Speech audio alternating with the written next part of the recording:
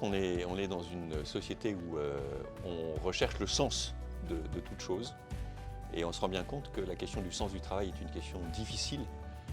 Beaucoup sont confrontés à une perte de sens pour diverses raisons. Les relations qu'ils vivent dans l'entreprise, l'objet de leur travail en tant que tel. Et pourtant, c'est une activité, l'activité du travail qui nous rejoint très profondément, qui peut nous rendre extrêmement heureux et surtout qui nous permet de faire des grandes choses autour de nous. Et donc il y a un vrai enjeu pour vivre la joie du travail. Et c'est d'abord, ça me frappe, ça me touche toujours que tu parles vraiment orienté vers la joie du travail. Parce que moi, je suis parti plutôt de l'expérience, pas chez moi d'ailleurs, mais autour de moi, de la souffrance au travail. Et du fait que j'ai eu l'impression vraiment que ce malaise, ce mal-être, ces souffrances qui se répétaient tellement partout, c'était vraiment le signe qu'il y a quelque chose qui n'allait pas. Et manifestement, ça atteignait les gens très profondément. Donc il y avait un besoin humain fondamental qui était attaqué. Très important de prendre en compte les transformations du travail qui se sont sur la longue durée de l'histoire. Donc, ne serait-ce que l'apparition, la généralisation du salariat, pour prendre l'aspect strictement économique. Et ça a changé complètement le regard qu'on a sur le travail. Aujourd'hui, les technologies nouvelles, etc., modifient aussi complètement la manière de travailler. Ce qu'on voit, c'est que tous ces changements peuvent probablement aller dans le bon sens dans certains cas, mais qu'il y a souvent un moment dans lequel commence à générer des souffrances. Et à ce moment-là, on rejoint le socle humain qui, lui, ne bouge pas, en fait. On n'est pas fait pour être coupé des autres, on n'est pas fait pour être privé de reconnaissance, on n'est pas fait pour faire un travail qui n'a pas de sens à nos propres yeux et aux yeux des gens qui comptent pour nous.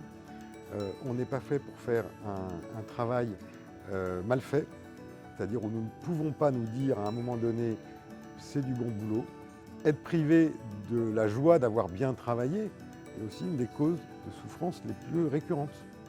Donc oui, je pense que malgré les transformations des manières de travailler, il y a des fondements extrêmement solides qu'on peut dégager par la réflexion, par l'expérience. Pendant mes études de philosophie, ce n'était pas une question. Je ne me souviens pas d'avoir eu des cours, par exemple, dessus.